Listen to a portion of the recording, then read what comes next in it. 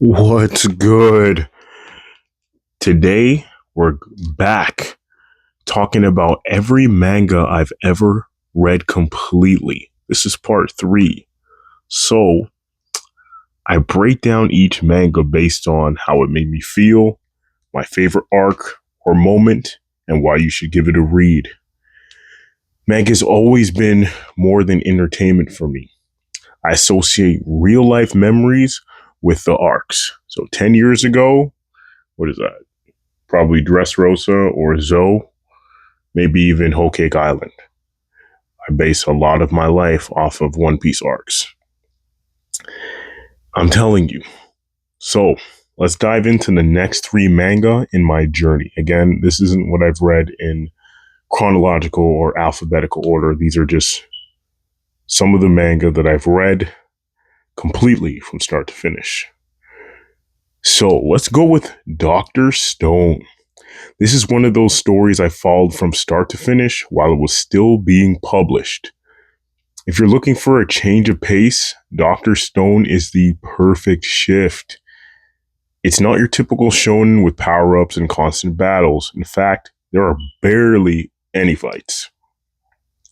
But what it does have is mystery, adventure, and an insane amount of science, all delivered in a way that actually teaches you while keeping you hooked.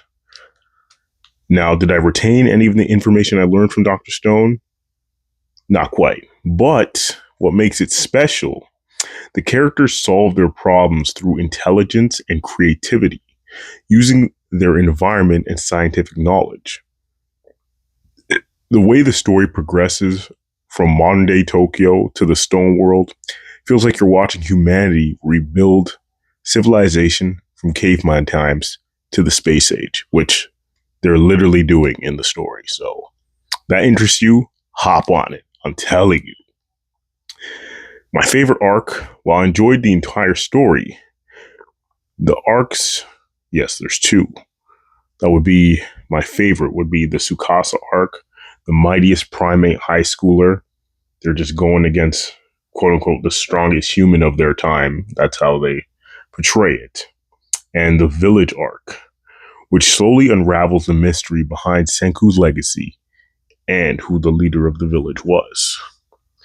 These arcs are full of tension, twists, and emotional stakes. So I'm telling you, do not sleep on Dr. Stone. I know it's a little bit, just a quick tidbit on Dr. Stone, but I'm telling you, if you're into science, mystery, and knowledge, Dr. Stone has all of that for you. Moving on to Jujutsu Kaisen. Now, Jujutsu Kaisen, I just call it Juju, so don't get offended, people out there, when I say Juju. It ended last year in September. Now, the ending was a little controversial, I'm not gonna lie. This series still earns its place in the Shonen Hall of Fame. Now, reading Juju on a week-to-week basis, the community, everything, it was amazing.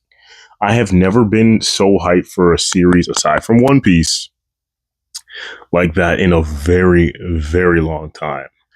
It's also hailed as a dark trio alongside Hell's Paradise and Demon Slayer. I'm telling you, Jujutsu Kaisen, from like the Shibuya incident, the amount of YouTubers, spoilers, people with the theories, it was crazy. It was sick. Like I would say because I caught up in, I think I caught up in chapter 66, right? But when the Shibuya incident started, that's when Jujutsu Kaisen just went sky high. I'm telling you.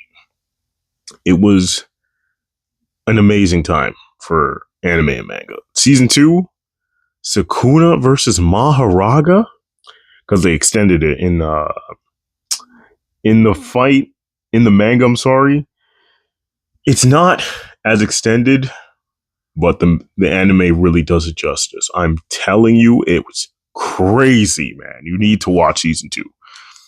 Screw the haters. Now, I can't just choose one of my favorite arcs. It has to be two. And that's easily the Shibuya incident, like I mentioned before, and the Culling Games arc. I'm telling you, it was crazy. I won't spoil anything for anime only viewers, but I'll say this. The number of impactful fights in Shibuya will shake your soul. And season 2 is already out, so it's not really a spoiler, but I just don't like when I don't like being spoiled. So anybody who hasn't checked out the series, please do. Or just give it a rewatch, I'm telling you. From Yuji versus Choso to Maharaga versus Sukuna, I'm telling you, it'll shake your soul, jolt your mind, whatever you want to use to say. Like, the stakes are sky high, man. There's so much sad stuff. And man, there are a lot of deaths and upsets in Jujutsu Kaisen, but at least the stakes are high, I'm telling you. If you only seen the anime, season 2 of the anime elevates a lot of stuff, man. I'm telling you why you should read it. The inner demon trope is done masterfully. You love to hate Ryomen Sukuna. I always got to say the first and last name. The power system is one of the most creative since Hunter x Hunter. I don't want to say since Hunter x Hunter, but it's just as intricate as Hunter x Hunter. I'll say that. It's a very complicated system, but it's awesome. Even if you're not happy with how it ended, Jujutsu Kaisen is a wild ride worth experiencing from start to finish. I promise you. Now, another series that had a controversial ending. My Hero. From chapter 1, My Hero captured the hearts of readers who ever felt insignificant. I promise you. We meet Deku, a quirkless kid bullied by his classmates and told by his idol, All Mighto, that he can't become a hero. That moment, devastating. But then Deku jumps in to save Bakugo. Honestly, a lot of these shonen characters are way better than me because I ain't saving nobody who disrespected the team. But then again, I'm not trying to be a hero. So Deku saves Bakugo despite having no powers. He moves before thinking. All Might gets shook. Then he circles back to Deku. All to say, you can become a hero. Seeing that panel, oh my God, goosebumps, chills, whatever you get when you get hype and excited, that's what I got. I promise you, it was crazy. Now, I'm not going to talk about a favorite arc, but I'm telling you about my favorite fight. Early on, Deku was the dude. Deku versus Muscular. I say Muscular because it sounds more intense. So get at me in the comments if, it's actually pronounced muscular. Yes, I say Muscular. I know how to read. Trust me.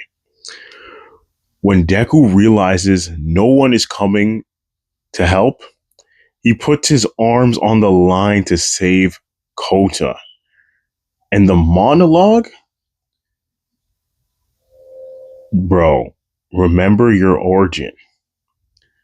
It's the essence of your back against the wall. No one's coming to help you, bro. Kota yelling, but both your arms are broken. Deku says when it hits, run. Bro, the clash, I've replayed that fight so many times since it aired. I promise you it was crazy. The clash is legendary, immaculate, and Deku's voice actor went Super Saiyan in that moment. Still one of my favorite fights in the series, I promise you. And other fights are cool too, but like My Hero is a solid 8 throughout the entire story.